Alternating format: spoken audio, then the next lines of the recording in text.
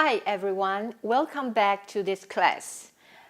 In our previous several weeks, we talked about strategic branding model and cultural branding model. And I believe you have learned about how to use cultural as a source for branding strategy innovation. Today, I'd like to talk about a very important concept in cultural branding, authenticity. Whenever we use cultural as a source for creativity, it is very important to talk about cultural authenticity. So why do we need to discuss authenticity in branding strategy now? There are three reasons that we need to think about authenticity when you design your branding strategy. The first, I like to talk about the progression of economic value. When we talk about this concept, I like you to think about transaction, the business transaction from a long time horizon perspective. So relax your mind and think about how human beings started to exchange goods with each other. And we can see, based on the economic value model, the goods that was originally traded actually are commodity. Those are natural resources, for example, rice, for example, fish, or gold, silver, iron. Those are natural resources that is exploited by human beings, and they trade it with each other. So that era is called commodity. The major resource, the major economic value is coming from exchange of commodity. Next stage, perhaps it begins after this industrialization took place in Europe in 18th century and until the 20th century. It's around 200 years of industrialization. Human being invented the machine. Machines started to manufacture something that the natural environment does not produce. And those are goods. We talk about industrial products. And so the economic value is coming from selling the manufactured products. And this kind of business we are very familiar with because we are in this era where most of the products are manufactured by machine, by human additional process. So it provides more value to the users. Next stage, it comes with the service economic model framework because selling products are no longer competitive in the marketplace. The brands need to offer more value to their customers. Therefore, they combine the product with services. And example like the car industries, no longer just selling cars, but also they need to provide post-sale service, car repair, even car insurance is a financial services to reduce all the risk that are associated with using the car. So those are service industry. And in this era, human provide more individualized service to the customers. It includes the employees offering some tailor-made program for the customers. For example, the financing, insurance, the car insurance, it needs to adjust to which car you use, how long you will keep the car, and also your lifestyle. Is it risky? Do you travel a lot, or you just use the car for running errands? The risk associated with these all different variety of car usage will influence the financial insurance plan. This is what we term service-based economy model.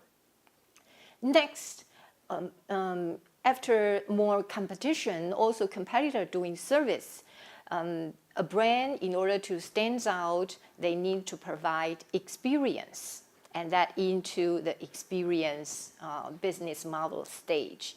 And it provides even more customized design. It including an integrated design, including product, service, and even the environment, and even combined with other brands together to provide a holistic experience. Just like we nowadays all know bookstore, not only they sell books, but successful bookstore now transform themselves to manage a shopping mall concept. So the shopping mall concept is holistically provides you a shopping, a browsing experience, and it's not just selling books, but also some coffee shop provides you with services, and overall it is a very holistic and pleasant shopping experience. Next, moving up to the highest economic model is transformation. The transformation different from experience in that consumers in the transformation stage, they actively learn something. After they consume the product or after they experience certain experience, they transform to a different, better person. So that involves some kind of a consumer participation in the consumption process. And with this migration of the economic value, brands need to offer more value and they can charge a premium price. So economic value is increasing. But at the same time, they're also facing customization. More and more, they need to tailor or adjust their product, their service, or even the holistic experience design to adjust to individuals' needs. So when we move upward, the economic model, not only that we provide more economic value, but also we encounter more severe competition, and also the creativity is focused on fulfilling each individual's individual needs. And we talk about this later on. But let's take a look at what is Taiwan's brains, or even I would say the Asians' brains. As we all know, originally some of the developing countries, they start offering commodity, but as they migrate to industrialized economic stage, they manufacture products for global brands. So that is what we call original equipment manufacturing, OEM business model. And that belongs to goods, the product-based economic model. And then after that, as the whole developing country move more upward to economic success, they move to focus on services. So like the Taiwanese entrepreneurs, small companies started to manufacture goods for global brands. But later on, they start to offer more tailor-made services to their global clients, like the semiconductor, the electric, computer industry. The design, customized design for their business partner is crucial in the success of the business. And it is actually in combined manufacturing and services. And so the countries in the developing region, most of the Asian brands belongs to this region, has been doing well, very well in the first 3 stages of the business strategy. But we are looking beyond, we are looking into the future when the brand want to transform themselves, want to deliver their authentic brand value, then we will need to look into the experience and even the transformation kind of innovation. And when we move on to that, that is where cultural will inspire the branding strategy. And we will looking into some of the authentic cultural ideologies or some authentic aesthetic expression, the design, that would be critical in a successful branding strategy. Second, it's related to the economic progression as well. From a firm's perspective, in other words, from management, from brand management strategy point of view, there is also the progression of the strategy. In the commodity sides, the strategic focus is to make your product available to all the firms or even all the consumers need those raw material. So the key management mean is to supply availability. Second stage, the production stage, the manufacturing stage, the important strategic focus is to control quality. If you provide good quality, then your product becomes competitive. Just like the 1970s, the Japanese car started to focus on quality control, and gradually they took the number one brand position in the 2015. Around this year, it to become the overpassing car brands. And the third stage is the service. The service stage is to fulfill satisfaction. So customers' individual satisfaction is become the focus of the strategy. And from goods to services, the strategic focus has a tremendous change. First, in goods, the quality is an objective criteria. We can measure how many items it's in certain quality specification. It can be objectively defined. But when we move into the service industry, the satisfaction level cannot be objectively defined. It's actually subjective defined. So in other words, you needed to know individual customers' needs in order to define quality. Therefore, we say it fulfills satisfaction instead of control quality. The jump from product quality control to service satisfaction fulfillment, it is a very significant strategic focus change.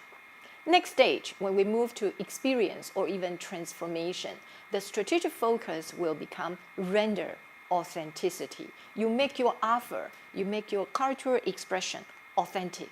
And when we mean authentic, it has at least two implications. One is people, after they look at this, they think this is new to the world, is something totally new, and they will be inspired by the brand's offer. That's the new strategic focus. Third, why we need to talk about authenticity. The last but not least is from consumer need progression.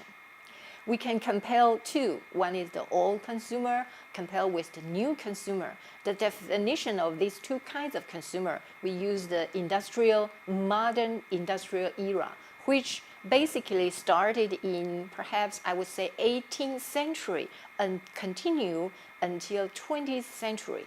And moving from 21st century, we are into this postmodern lifestyle consumption culture.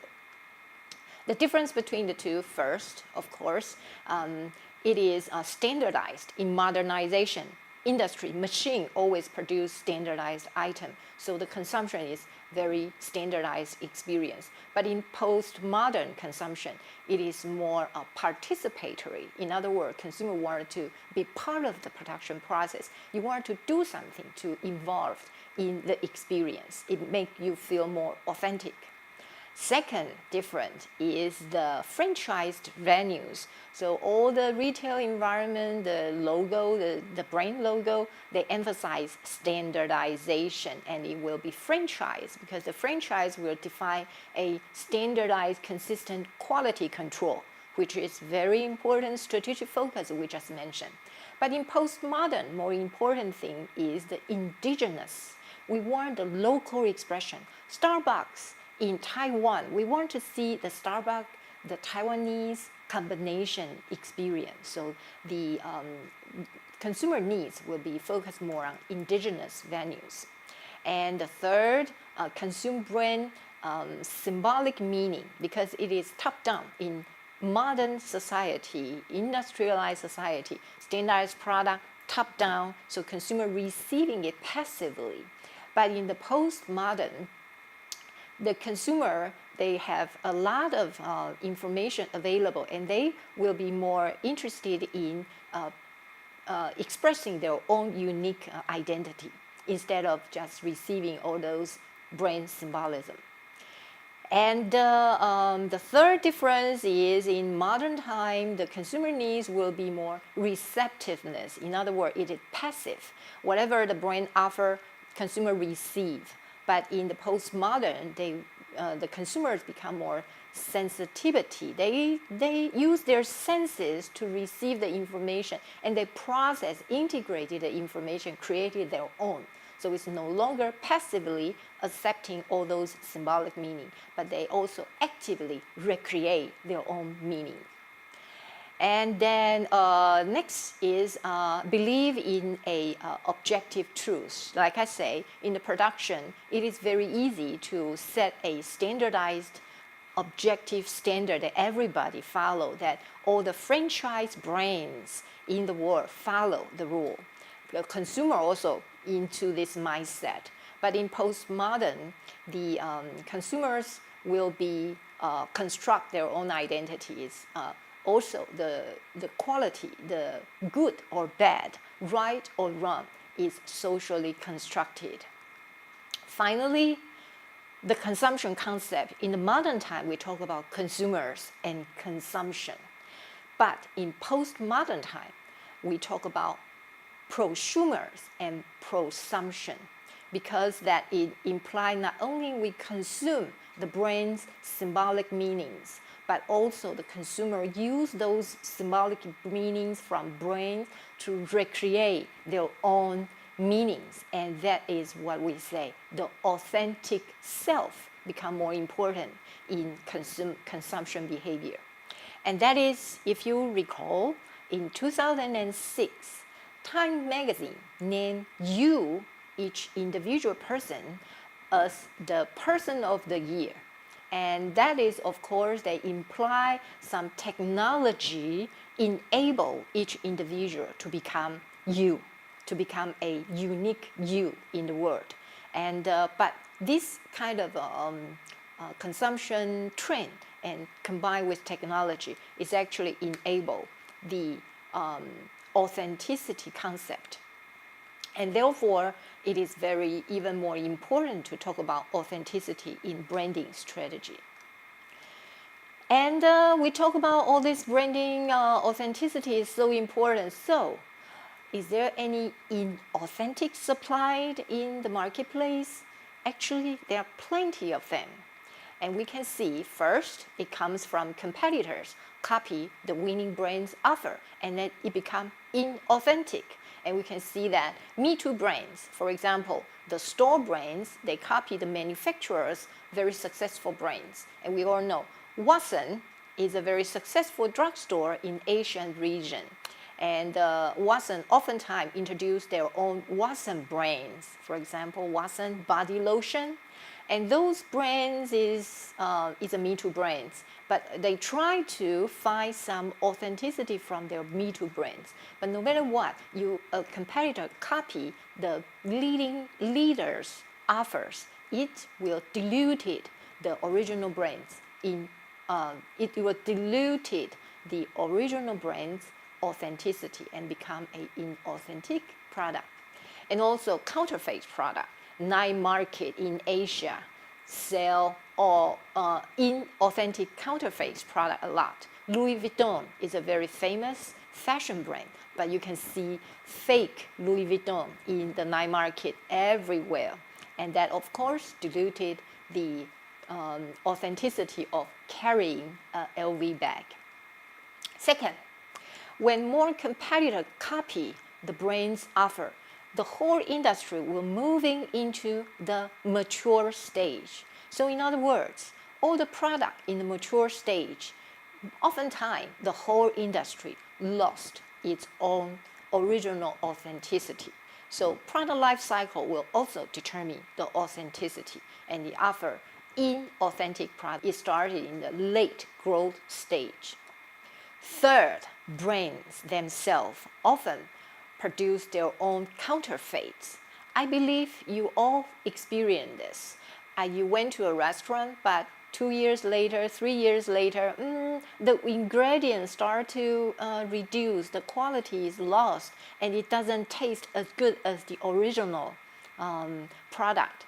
That is the inauthentic product, because the quality is reduced because of so many factors, cost reduction or other factor. Brands oftentimes themselves offer inauthentic product.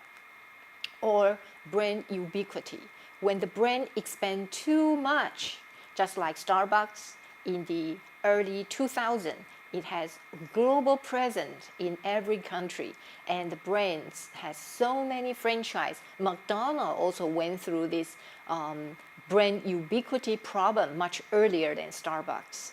And we see McDonald's everywhere, and it lost the authenticity, the attractiveness of the brand.